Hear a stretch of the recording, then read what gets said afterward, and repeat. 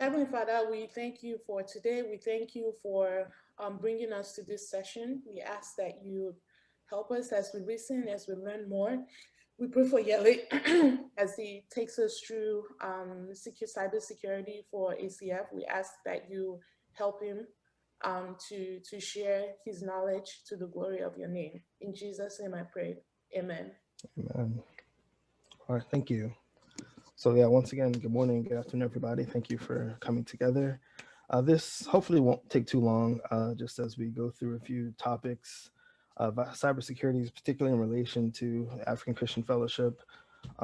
We've had quite a few, we've noticed quite a few incidents amongst the membership of different situations occurring within the cybersecurity space. So we wanted to make sure to, as an organization, give our members some resources that can help to prevent us from falling prey to these incidences. So I just have a few different things I'm going to mention and talk about, and well, yeah, just enjoy the ride, I guess. Let's go ahead and get started.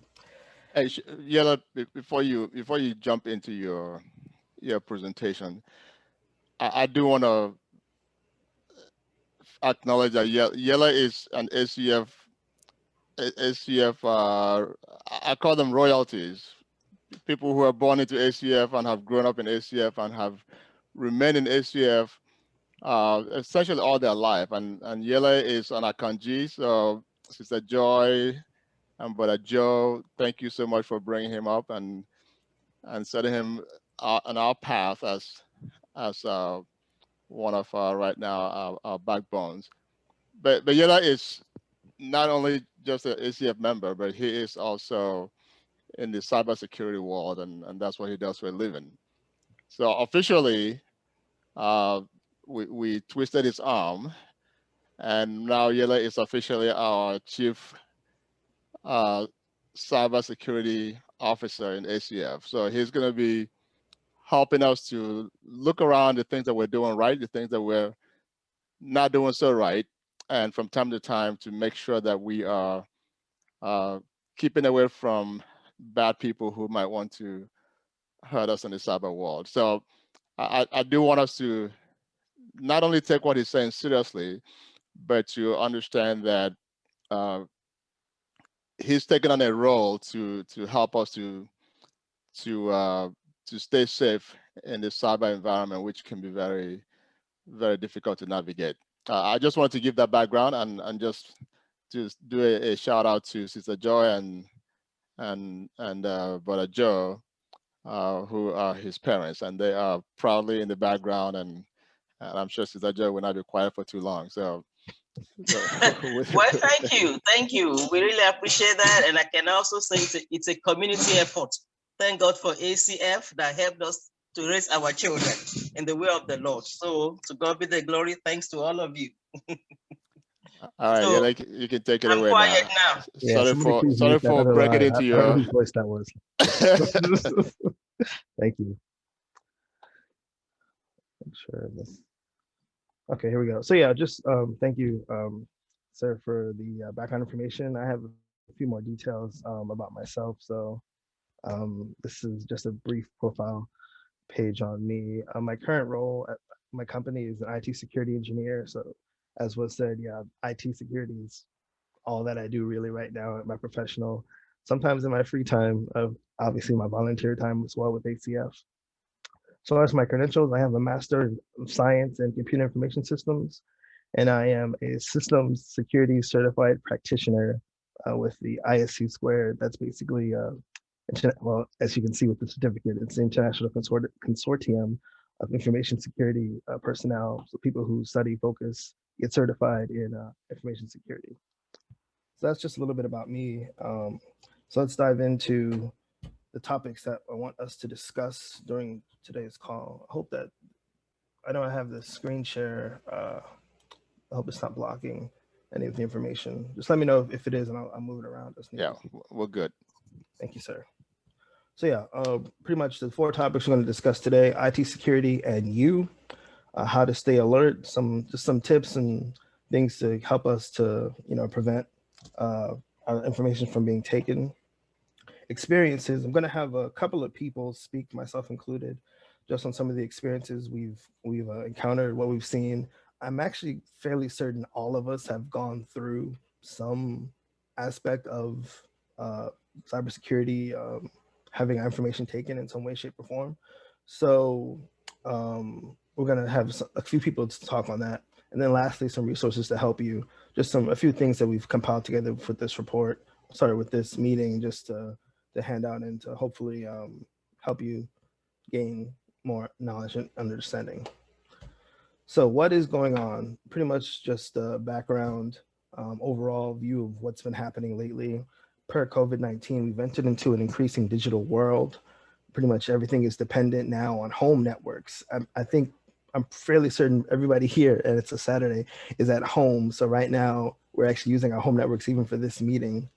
Hackers are aware that people are now, they're not meeting in office buildings or at schoolhouses or in churches, but rather they're at home. So these hackers are actively seeking vulnerabilities to exploit. Now, the thing about home networks is that they depend on our individual knowledge and awareness. Generally speaking, you don't hire an IT guy to set up your home network. Usually it's you buy the equipment, you set it up, and you think you're good to go. Well, that sometimes that allows for quite the variety of levels of security regarding the home networks. So our aim in this call, in this town hall, is to supply you with tools and information that can help you defend against cyber attacks. I thought I saw a hand raised. If you wanted to give a second. Someone have a question? Keep going. We'll Okay. check. Yeah, and there will be a section later for questions and answers and all that discussion, so we'll keep going. All right. So what is IT security? In summary, IT security is the strategies implemented to prevent your information from falling into the wrong hands. In the digital realm, your information is your treasure. As an ACF member, you represent yourself, your chapter, and the whole organization. If you are affected, we are all affected. So, I mean, as an example, if someone happens to get one of their accounts, say you have your phone, if you get your phone hacked and the hackers get your contacts, well, unfortunately, they happen to have the contacts of, generally speaking, all the other members in your chapter, all the friends you have. So we want to make sure that as we're spreading this knowledge and information of how to defend yourself, we're also defending ourselves from letting our own information fall into their hands. So your goal is to make it as hard as possible for intruders to obtain your treasure, your information. So with this presentation, I wanted to present it from the hacker's perspective for these next few slides. I know that we obviously have our own understanding and knowledge, but what is it that these hackers are trying to do? Why are they coming after you? Why are they coming after your information? I've broken it down essentially into 4 different categories to kind of explain it and give an idea. And that's the hacker's goal is to gain access to your important information. Invade is to find out how valuable your information is. Assess, benefit by taking advantage of you, stealing. And lastly, to create a means of getting more information whenever possible, what we call a backdoor. So how to protect your data against invasion, against invading. Oh, sorry, that's supposed to say invade. You want to use strong passwords. I don't think I really need to go into the specific details of when I say strong passwords. I feel like in our day-to-day, we're given from different resources. Oh, be sure to include letters, numbers, and symbols, special characters. I didn't feel like I had to explain that really well because we've seen that enough times in our own individual lives. Use VPN services. So I know that VPN for some people is a bit of a foreign concept. The way VPN works, it encrypts your connection over the internet as it is. Without a VPN, literally, if someone, I don't want to say a hacker, but yes, a hacker or even an information security professional like myself were to go into your network, I could, using certain tools, actually see what websites you're visiting and some of the activities that you're doing. VPN services actually encrypt that information such that it's just whoever is on the VPN tunnel between the server and your computer that are able to see and see the data that's transferring back and forth. So VPN services is another way to prevent hackers from being able to see, from being able to invade into your information. Air gapping. This is a term from my industry, from IT security, that is often used with data centers. So air gapping is literally placing space between resources. Whenever anything is online or on the internet, essentially it can all be reached. Well, if it's offline, it can't be reached, simply put. So one of the questions with air gapping as a concept in general is, do you need all your payment cards stored on the websites you visit?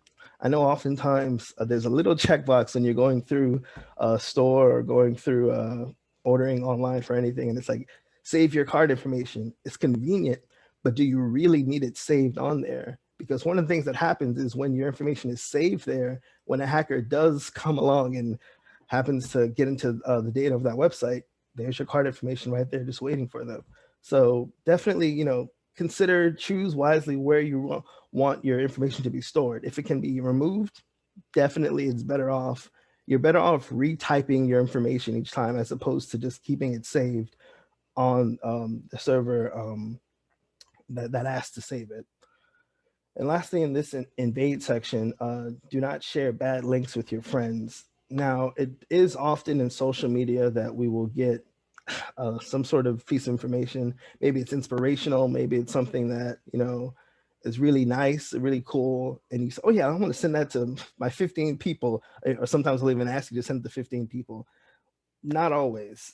Sometimes, admittedly, these scammers and hackers, they will create those things and they'll use that as a means to find other people who are within your contact group who they can now send more spam emails or more things just to get more people to be able to infect. So definitely you want to hold off on sending links that go to sites that you're not aware of. Sometimes it's just words. Sometimes it's have a great day. Definitely, continue to share, continue to inspire others. But you want to just take a second to second guess. If there's a link and you don't know where it goes to, erase that part out. Send the inspirational message without the links that may go to bad pages. So under assess, only you know how much stuff you have. Hackers don't actually know like all your information, all your data inherently. It's only you that knows. So with your knowledge of this, you also want to be careful, kind of like with the air gapping concept, be careful what you post online. Take stock and use it wisely. Do not post your possessions on social media. Now, I know Facebook is, I guess, notorious for this. There are other things, Instagram and other social media services, but you don't want to unintentionally tell someone, broadcast to them, hey, I have this really nice piece of equipment at home. Be careful. Even just pictures themselves. And I'm looking at my own picture. I see, got my keyboard back here, got, paintings and stuff like that. But yeah, be aware. Don't just say, okay, I'm going to share my screen and you're not taking stock of what's around you. What can people see? What potentially could tell someone that this is here? Lastly, in the success section, beware websites with weak security. Prefer HTTPS when available. So the HTTPS kind of goes back to encryption. It's a security. It's a more secure website as opposed to HTTP. Kind of like with the VPN services, HTTP, it can be seen. HTTPS, it's encrypted. So you want to prefer to use HTTPS websites in order to prevent your data from being stolen. Just because it's free doesn't mean it's secure. Now that's in regards to apps, that's in regards to many, many different online applications. It's free, but is it secure? Be careful, don't put banking information into a free PDF editor online. Like you don't know where that data is going once you put it in. So definitely, just be very careful. The next section, theft. So this is the third section. So in order to avoid your information from being stolen, follow the previous advice to avoid getting to this step. Get help. Use relevant remediation steps. Freeze your bank cards and credit profile. Those options are available through different financial services. If in the event that your online information, your credit card information has been taken, follow these steps, freezing your cards, freezing your credit profile in order to prevent any further activity from happening. When necessary, call the police. I have in my own experience that I'll get to later that I'm going to mention, there was a point where my information got stolen and the police actually did have to get contacted, but I'll get into that later. Do not reply to spam messages. This one I highlighted because it's actually, it happens more often than you think. So you might get a message from a scammer saying, hey, send me your card information. It's usually never that explicit, but that's the idea. Don't reply to them, no, I will not send you my card information, because in reality, they just sent that to any random phone number. They don't know you exist until you reply. So don't put the ball in their court to now try to scam you more and more by having a conversation with them. Don't reply. If they send it, delete it, forget it ever happened. If they send more, keep deleting it. and again, don't initiate this communication with them where now that they know, okay, if I send a message, this person, they eventually might get tricked and might click on the link and then I'll get the information. Cut the conversation. As soon as you get it, just move on. So lastly, the back door. So in order to prevent the hackers having repeat access to your information, make sure that you change your passwords periodically. I can say that. I know people may not practice it, but at least understand it. Please change your passwords periodically. If a hacker happens to get your password, if they may not use it till tomorrow, but you thought to yourself, let me go ahead and change it now just to be safe, you've suddenly cut off their access. They can't get back in without knowing your password. So again, change your passwords periodically to prevent them from being able to get back in if they did happen to get in the first time. Do not reuse the same password. So this is across multiple sites. And I know there's a concept we have in the industry called password fatigue, where you've got so many passwords you've got to remember over so many different sites. Number one, I would say be sure to use the forgot your password link. It lets you reset to a new password. That way you're changing your password.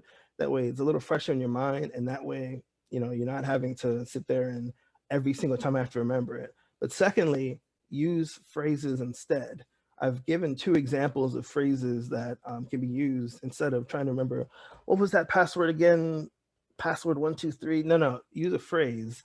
Guess my password, and I've put it in such a way where the G is lowercase, the U is uppercase, the 3 is a number, and there's a symbol at the end. That's an example, just a strong password, and it's actually a phrase. It's not a simple, common dictionary password. You want to avoid dictionary words because from the hacker's perspective, they actually have databases of commonly used words, and they just have to set up a program and press go, and it will be sending those dictionary passwords. So whenever you use a simple like password 123 or something, I assure you that is within the list of passwords, common passwords that they will use. So definitely try to use phrases, try to change it up, be creative in such a way that'll prevent them from gaining that access.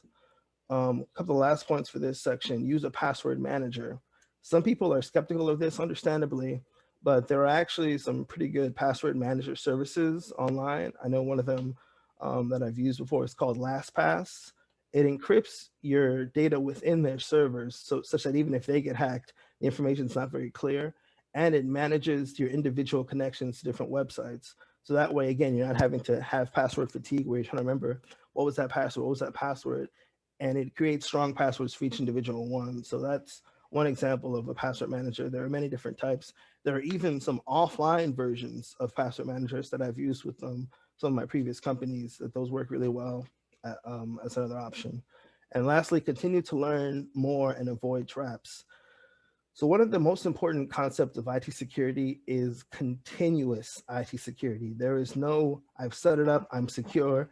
You have to always keep track, always continue to upgrade, always continue to learn more, because the hackers are always trying to find a way and they're continuously trying to find a way in. And unless you continue to try and block them, eventually your information will crack. So you definitely want to continue to learn more, continue to do more against them.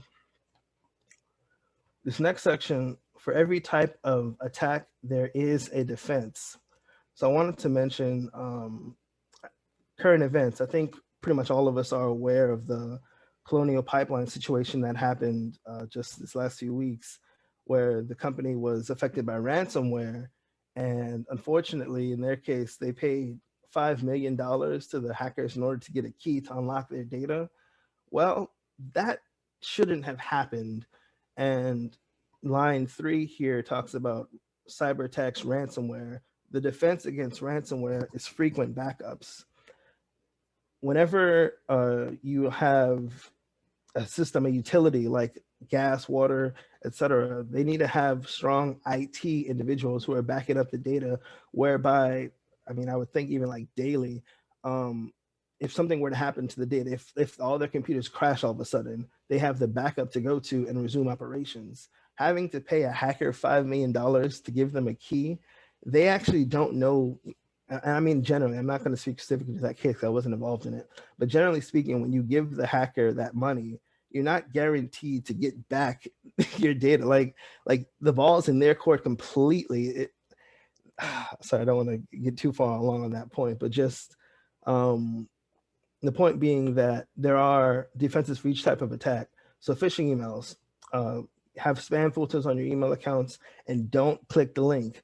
Malware, of course, anti-malware software, viruses, antivirus software.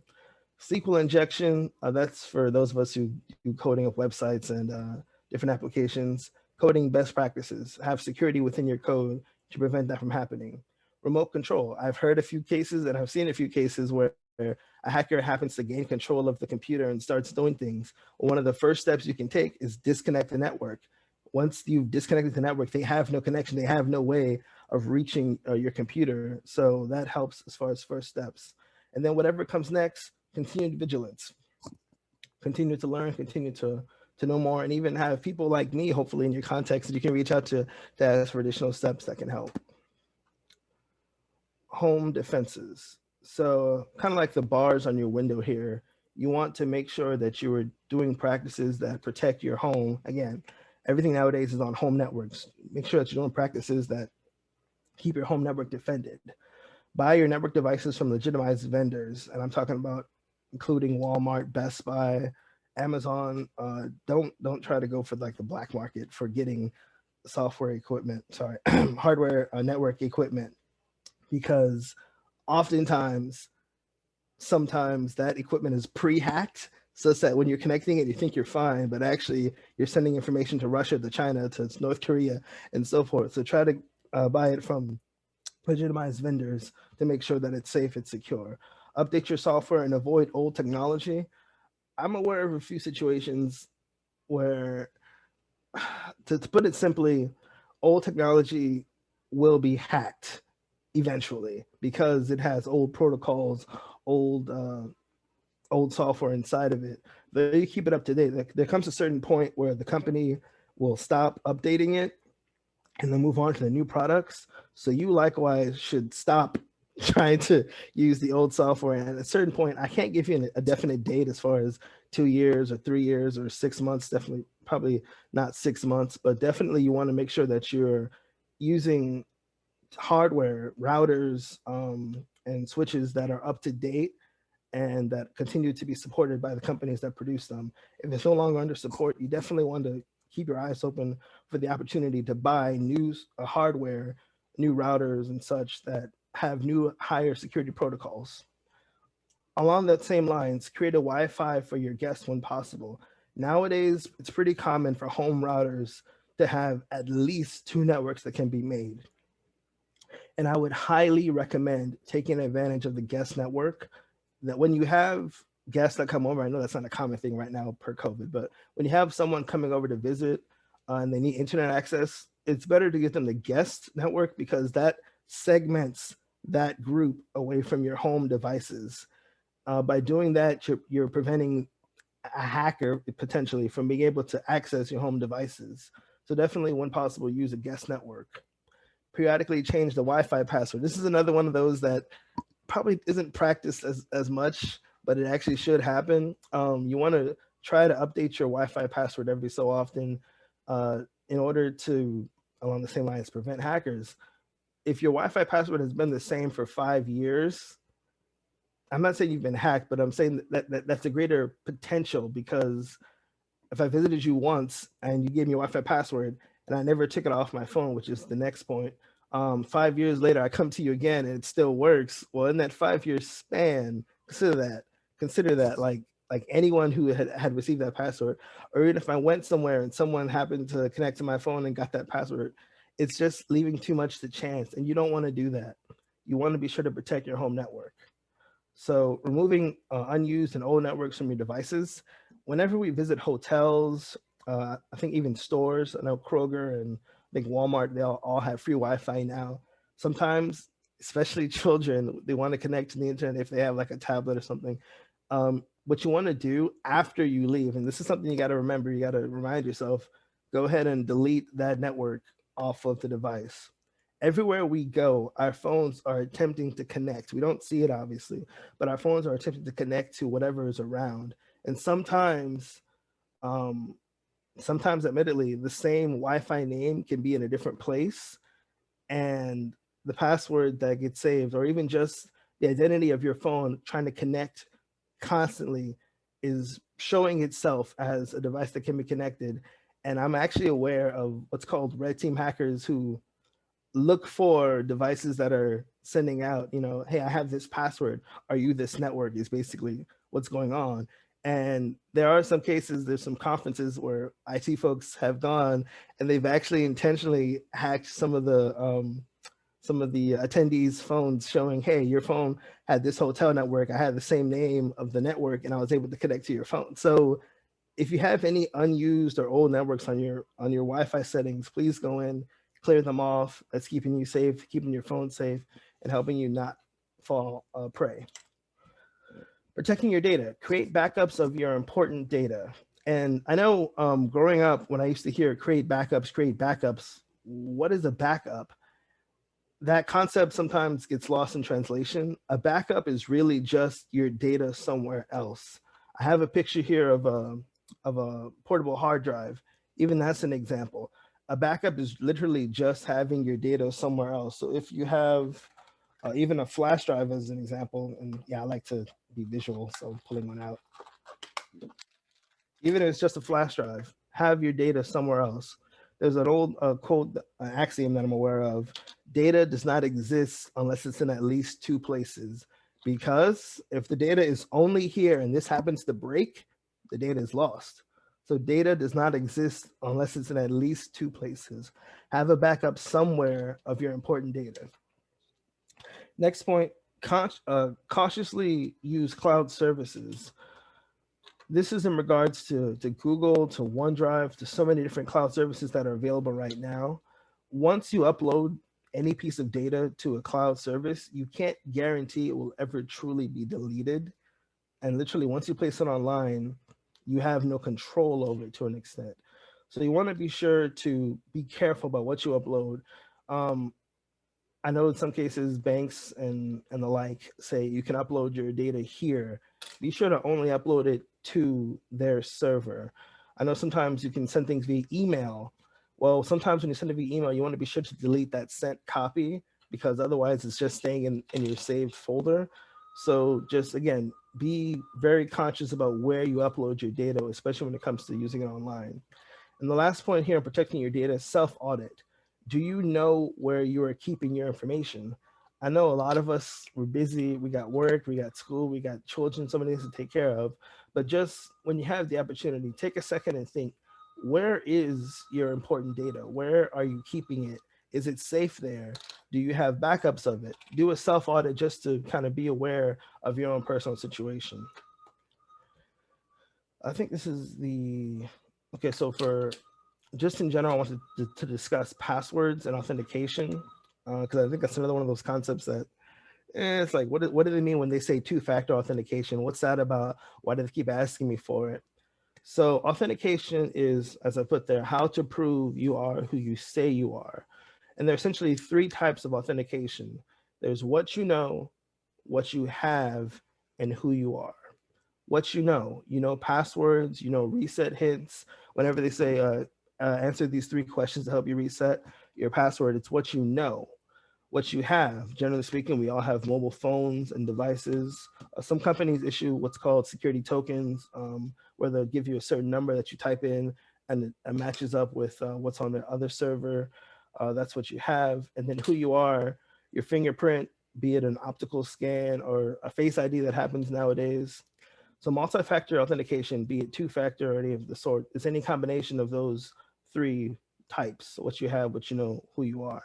So I gave a couple of examples: password and the phone text that often is used nowadays with most services. Getting a text, that's again what you have with what you know, be it a secure key and a fingerprint, so on and so forth. I just wanted to briefly touch on just what is multi-factor authentication and why is it that it keeps coming up. It's because passwords alone are not the strongest protection. It's purely what you know. So if you were to do the math on it, that means with 33% of the information a person can get into your account. Well, multi-factor authentication makes it harder because you have to have some combination in order to get to the information. So I think the next up, yes, this is a brief break from me just talking. I wanted to highlight a couple of people who I've asked to talk on this phone call about their own experiences, and for you all to hear from the experiences of others. And even there's some things that are in here in these individual experiences that I can't speak about, that just hearing it from them, you'd be like, oh. So I want to go ahead at this time. I believe I saw Chimere is on the phone call. Chimere, can you hear me? Yes, I can hear you. Good afternoon, everybody. Can you hear me? Yes, yeah, go ahead, take it away. All right, great. Yeah, so just like Yele has been saying, he's throwing around a lot of technical terms like networking and defense security and SQL. And I know a lot of you guys are probably thinking like, wow, like what are these terms? But really, I just wanted to touch just on really why cybersecurity is just really so important. I know a lot of you guys are aware of the gas shortage, and just there's thousands and hundreds of people just piling around different gas stations competing for the lowest prices and things of that nature. And that's all because of cybersecurity, because the government, the IT people, and just their security in general wasn't up to date. And because of that, attackers able to were able to attack just the pipeline system and cause a shortage. So as you can see, cybersecurity is just a very big and very important aspect that everybody should really take into consideration. And just to touch on this, I guess some of my experiences just with cybersecurity and dealing with attackers, I would say that one of my biggest experiences with this is just the phishing emails. And I feel like a lot of people here can really relate to that. The phishing emails are really important. When you get emails, a lot of times we don't really check to see exactly the source of where the email came from. So we automatically just go and click on the link to the email, and we expect that it's going to be from the person that sent it. But sometimes those emails can be disguised as attackers and just people that have malicious intent, and probably the intent of stealing your personal information, like your credit card information and things of that nature. So just in my experience, just in the past, just clicking on a link with a phishing email, which led to further just complications down the line, and even led to some theft, really just got me into the cybersecurity space. So it's very important to just take into consideration some of the tools, and to really just check the whole point of this is really to get everybody aware of cybersecurity, and just to really check, your emails and things of that nature whenever you receive an email, even if you think it's from somebody that just check the top, check the URL to make sure that it's from an appropriate company, or make sure that it's from somebody that you know. And if it's not, then to disregard the email or put it in your spam folder. So that's really just my experience, and just to touch on really just the importance of cybersecurity in general. Thank you very much. Exactly right. So to give another example, even exactly what Chimere said, okay, my own was a little bit different. So he mentioned the phishing emails where there's a link. One of the experiences that I encountered back when I was in college, I went to a website that it turns out had really weak security. I didn't notice it at the time, and I needed to buy a piece of equipment the equipment was cheap on the website. I thought, hey, I need this. Let me get it. I pressed buy, I put in my card information, I pressed send. I got an email. I'm thinking, okay, everything's fine. Well, then a few days later, I went to check my bank account and it was in the negative. To my surprise, I was like, what in the world happened? And I contacted the bank. They canceled my card. And what happened, somehow on that fake website, some person in Washington, D.C., and I was in Austin, Texas, and this person in Washington, D.C. ended up with my card information and was just going around buying Apple equipment from the Apple store. And they were able to actually get the person on camera and stuff like that. But in the end, just for reasons of complications, again, I'm in Austin, the person was in DC. We didn't pursue that case any further. The bank did return me my money, but unfortunately that hacker was able to get away with that equipment. But what I learned in that instance, of course, is look at the website. Was it HTTPS? Is it secure? Is this a place where I should put my card information? That would have prevented me from going through the hassle of actually having to contact the bank, the police, and having to just go through that whole mess. Had I just taken a second to think, could I have bought that equipment at another more legitimate website? Yes, and that would have prevented me a lot of headache. So experiences like that are just what I want to be sure to highlight and let you all know that these things happen day to day and they are very real, and you very likely will come into these situations. So you want to be sure to take a second, think about it. What will be the impact? What will be the outcome of these decisions that I make, and be sure to protect yourself. I had, let's see, I did have another guest who unfortunately couldn't make it to today's call, but she gave me a few details about what happened with her. And actually, I do believe the executive director was involved in that instance. We had one of our members, her WhatsApp account was hacked, whereby the hacker was sending false messages to the contacts. I think she was a member of a couple of groups. Mr. Executive Director, do you want to comment at all about that instance? You recall which one I'm talking about? Yeah, and it's actually, there's more than one incident within the ACF family. A number of things that which actually led to us thinking about having this session that we're having today. In the last 3 weeks, I'll talk about 3 different phone calls that I received. One is from a brother in the DC chapter, and he got a phone call telling him that ACF has scheduled a prayer meeting for the following day, and he is part of the people who will lead that prayer meeting, and that we have sent him a link to his phone, and he should just make sure he received the link. Just tell me what number did we send you?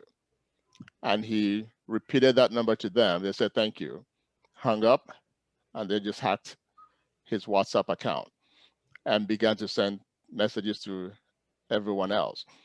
Now, in his mind, he was busy, and he thought it was strange that ACF would set up a prayer meeting and they call him on the phone to tell him that, but he was too busy to process that.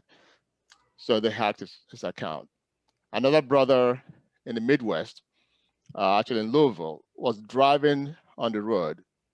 Somebody calls him and says, there's an ACF program going on this evening. We just sent you a code. Can you tell me what code we just sent you? And he said, I'm driving. I can't be looking at my phone right now. I'm driving. And the person was bold enough to say, pull over and give us the code, and then you can keep going. And he said, no, I'm not going to do that. So he kept on going. When he got to where he was going, he realized, wait a minute, that couldn't be possible. So he called me. And I said, no, we don't have any program scheduled.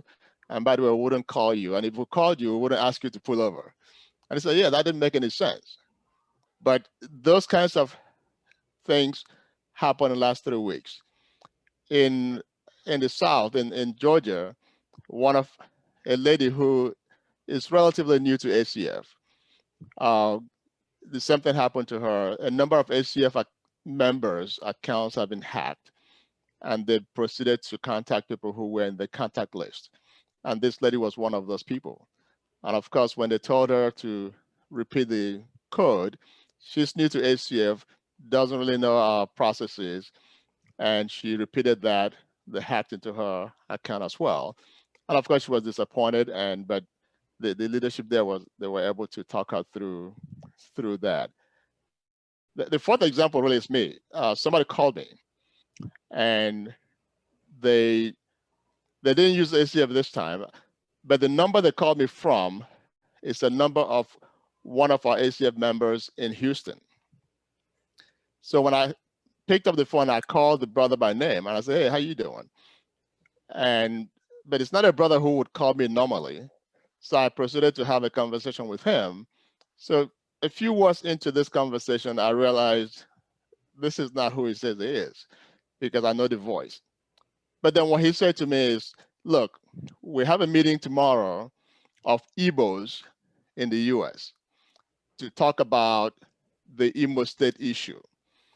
And this was at the time that there was some rioting going on in Imo State.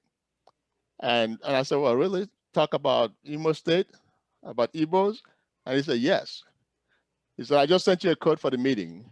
Could you take a look and tell me what that code was?" Now, I should have really not, maybe I should have gotten more information from him, but I got mad at him. And I said to him, "Look, not only am I not interested in your code and your meeting, but please do not call my number again." And he said, "Oh, you're the Mumu guy." And then he hung up. So these things happened frequently last couple of weeks. And we knew it was because once they hack into my number, they get your number, then they start trying to reach out to you. But the whole idea really is, as Yella said, they're not just trying to be a nuisance. They're trying to steal something. And somewhere along the line, they will get to a weak link and they will steal something. Now, I know, Yella, you have a lot more things to cover, but I want to make this comment to all of us now that I'm talking. We are, for the most part, we're emotional people. And a lot of things we do, we put our passion to it. People will come at us within this organization because we love ACF. And they will throw the ACF name around. They will throw prayer meetings around. And we know things that we don't question. We don't question when somebody's trying to get us to do something that is in line with our faith. We don't question too much when somebody says, "I'm a pastor." And they will throw those things around to try to gain entrance. And I've seen a number of us forward information because this sounds spiritual. It sounds uplifting. It sounds, it's just, so share this to 10 people, 15 people on your list. Encourage them. And we'll go ahead and share these things. One of the things that we're saying to all of us is, please don't. And if you must, verify. So I'm going to stop at that, Yella, and let you continue. Well, thank you, sir. Those well said and exactly right points. I really appreciate those examples because this is what we're dealing with. This is what's happening right now. So, and we're not going to open the mics, unfortunately, to everybody right now. But as you can see, these things are happening. They're real deal. They're right in front of us. And we as an organization, we're going to do our part to make sure that you are aware, that you are alert, and that you have resources that can help you to deflect them. So it's along those lines. And if you don't mind, can I say just a quick word? Yeah, of course. Go ahead, Shamir. Yeah, just I'm sorry to hear those attacks. I'm seeing in the comments some people also got hacked. And just going off what Uncle Sam said and what Yella was saying, like these hackers, they're not just gonna attack you by over the laptop. They're gonna attack you through the phone. They're gonna use social engineering, which is gonna kind of catch you off guard. It's gonna kind of play with your emotions. And just like Uncle Sam said, we're very emotional beings. So, when you're driving, you get a quick call from someone that you think that you're not really gonna be, you're gonna be pretty vulnerable at that time and at that moment. And you're gonna be more likable to go and answer that call and to click on the links and do the things that that person is telling you to do. But it's just important to just to be aware, now that you have this presentation, to just be aware at least, and to double check with multiple sources on things that you're not 100% comfortable with at the moment. Yes, sir. Exactly. Thank you. So one of the resources that we are Yeah, providing. yeah, Oh, go ahead, yeah. sir. Would you mind introducing Chimera? Oh, well, I don't have a I'm asking profile you to picture, no, not unfortunately, a for profile, but Chimera. just out him. I mean, he says he's Chimera and he's talking. Some people know who he is, but maybe maybe Chimera, you can speak for yourself. Who are you? Okay. What's your last? Well, I see your last name, but um, I just want people to gush over who you are. That's really that's all I'm trying to do. okay. My name is Chimera Nzedu. I'm from the Northern Virginia chapter. As you guys know, my father, Jasper Nzedu, and I'm currently a cybersecurity student and intern.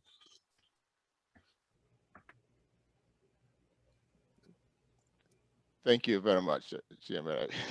Yeah, go ahead. Sorry about that. Thank you, sir. Yes, and as a part of, again, the resources that we want to give to our membership, we've created this new email address, cybersecurity@acfusa.org. And with the email address, we've also created an ACF cybersecurity team. So at this time, we want our members to take advantage when the opportunity allows. If there's something that you're not sure about, that you want more insight from a fellow member, we're providing ourselves, the security team, as people you can reach out to. As of right now, it's just the email address. Unfortunately, we're not doing phones yet, but as a resource for our people to be able to ask questions, to if something that doesn't look right, and even possibly as we develop this more and more, we're going to be able to hopefully be able to tell you whenever events are authentic or not, as was mentioned with the phone calls. Oh, here's a random prayer meeting we're doing. We weren't doing a prayer meeting. Who can you check with? Who can you call? I greatly appreciate that the executive director has been available. He has made himself available for people to contact and reach out and authenticate or verify these events are happening. But also, we want to create the team as multiple resources that you have whenever you encounter these situations. So cybersecurity@acfusa.org is the email address for the ACF security team. And whenever we can be of assistance to either look at, ideally don't click on links, but just if there's anywhere within the cybersecurity realm where we can be of assistance, please feel free to reach out. Yeah, thank you, Yela. And in addition to what Yela just said, we are, well, we generally speaking, but Yela and his team will be will be working on developing protocols for ACF around this whole cybersecurity issue, because it's what they just talked about really is the tip of the iceberg. There's a lot of dark side to the internet that we all have been very vulnerable to. And the more we take things online and the more we are doing online, the more vulnerable we'll become. So Yela and his team, Yela is going to build out a team of people, and they will put together an official ACF protocol for how we use the cyberspace. And this will be something we will expect not just people at the national level to abide by, but we will cascade that to the regions and to the chapters. The biggest fear that we have as an organization is that ACF itself doesn't have a lot of assets. If somebody hacks into our bank account and steals all of our money, we will survive because we don't have a lot of money. But the biggest fear that we have is that somebody can get access to your asset through me. And if they begin to gain access to individual assets within ACF, as an organization, we have a lot of assets resident in our members. And one easy way for them to get to you is through me. And an easy way for them to get to me is through you. So while ACF as an organization doesn't have a lot of assets to worry about, our members collectively, there's so much at stake. So we don't want to take this for granted. We want to be very, very serious about it, and certainly work hard to make sure that we are observing the protocols that are necessary to protect us. So that's something you can look forward to in the next few months to unfold. This is one training that we are having. Actually, this is just a heads up information session. we will put together more training in the future as we have more specific things to share with you. But as Yella said, if you have any questions, if you reach out to them through the email address that he talked about, but certainly if you don't remember that email, you can't find it, hopefully you know how to get a hold of me. If you don't, get hold of your chapter president, and then we'll get a hold of one of us. And certainly we want to make sure we're keeping each other safe. I know some people have questions that you may want to answer, Yella, but I just wanted to make sure I make those comments. Thank you, sir. Yeah, we're almost towards the end. This next part that I want to show you actually was a test that we did amongst the ACF.org email addresses, amongst our leaders, essentially, including the young adults as well. And this was a test email that I sent out. It's actually, of course, a fake email, but it looks pretty authentic. It looks like it comes from Google, and it has a link here to click on to create your new password. Well, turns out it was actually a fake email. When you click on it, you get this alert. Oops, you clicked on a simulated phishing test. This was, on the one hand, to find out just where were we as an organization, as a group, in terms of security, but then also to legitimately, test us. If a legitimate phish were to come through our email servers, would we know? Would we delete the email? Unfortunately, out of the 74 emails that were sent, 4 of our people did click on the email. And what I want to point out particularly is what's here on the right. Our percentage clicked was 5.4%, and the industry average is 4.3%. So just based on that metric alone, we are prone to, or rather, we are vulnerable to a phishing test, purely by the numbers. So definitely, as executive director has mentioned, we are going to be very proactive in helping defend not just our leaders, but even our members. We're going to do what we can to make sure that don't click on that link, ask for help when you can, and just give you the resources that will assist you in that area. Now, it was mentioned to me, we potentially could be worse actually in the percentage, that maybe not all 74 people opened the email. Maybe that's why so many people didn't click, and maybe those 4 were the ones who did open it. Nonetheless, the point has been made. We need to get better. So we're going to do what we can to get better. As was mentioned with our experiences, I wanted to point out just some of the potential targets that scammers can use against us. So sending money abroad, only use confirmed vendors. I believe Western Union is obviously one of the confirmed vendors. So just use people who we are sure about. Bitcoin and other cryptocurrencies. Right now, that's the hot thing, cryptocurrency. You're going to probably encounter something that says, click here and get 100 Bitcoin. Don't click on it. Get rich quick schemes, avoid them. False identification scamming, as executive director mentioned, getting a phone call and it was somebody who said they were who they weren't. These things happen. Fake invoices. I've heard instances where one of our members, she got an email and it said that she ordered this and that, and she knows she didn't order this and that. And of course, right there, click here to check out the full inventory or whatever, or to get the full online invoice. Don't click on it. They will do everything they can to trick you. And the last one, isolation. We are a single fellowship together. We can help each other. So whenever you find yourself in an isolated situation where it's this individual phone call, think about, who can I ask? Who can I help? Don't just live in a bubble. We're one ACF fellowship. We help each other. We can work through these things together. So definitely just wanted to point those out as areas that we can, areas to watch out for. Lastly, I have a few resources, some websites that I've compiled, just places where you can check if your email account has been in a data breach. Have I been pwned? And that's owned with a P.com. You can go there, enter in your email address. It's a secure website. You can go there, enter your email address to see if your email account was in any recent data breaches that goes back several years. That way you can know if that could be one of the reasons why you always get spam emails. It turns out your email account was in a previous breach, and all the hackers need is a list of names, list of emails, list of phone numbers, and they'll keep reaching out and trying to trick people. Is your password too common? You can even have a strong password, but it's been, I'm sorry, excuse me. You You can have a strong password, but if it's been in a previous breach, that goes into the list of passwords that these hackers will use to check to see if it works on any account. They just need one account that works, and they've got that information. How secure is your home network? This is a list of 3 ways to check your internet security and your home network. So again, just a resource you can go to and get some tips as far as your home network. And then these last 2 were from cnet.com, which is another website with good information. It had some pointers on some best antivirus and best password managers.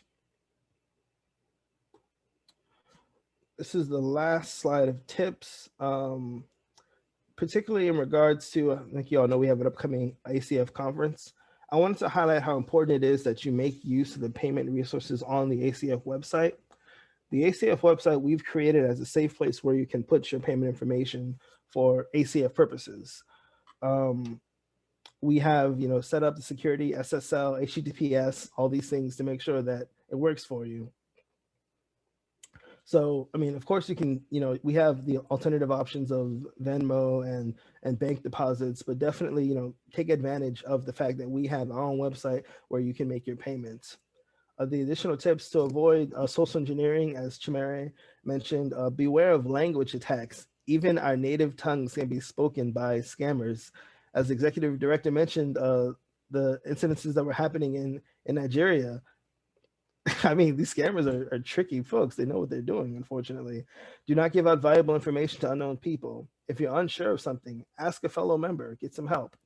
And avoid these high pressure situations. If you're told you must do it now, pull off on the side of the road and give me the information, it's probably a scam. If you are told of an unusual ACF event, please ask ACF leadership. ACF will continue to provide you with resources as we prevent these attacks together. Lastly, we have, as I mentioned, the upcoming conference. I did wanted to take just a minute to mention that fact. If you haven't registered online, please do so. We currently have the Mother's Day special that will end today. It's a discount on the full registration price, so you can register today for only $200 per person for adults, and the other prices are on the website. And of course, if you don't know, when paying online, you can also pay in installments. You can break it down to 2, 3, 4, or 6 payments. Register today at acfusa.org/conferences. And I think now I'm ready to open the floor if anyone had any questions. I hope you all enjoyed the presentation, and thank you for taking this just over an hour time with us to hear the pointers. The floor is open if anyone has any questions. I ask a question? Yes, ma'am. Yeah, like me, I have zillions of passwords. Now, what I do is I have a phrase, but I change the character, those special characters. Mm-hmm. Is that okay? Using that, because I use like 3 or 5, like 4 or 5 of them, but I just change those characters. Is it amounting to not changing it? Is that okay to just change those special characters and leave my password the way it is? Because if I keep changing them, I mean, there are zillion. I can't just tell you how many of them I have.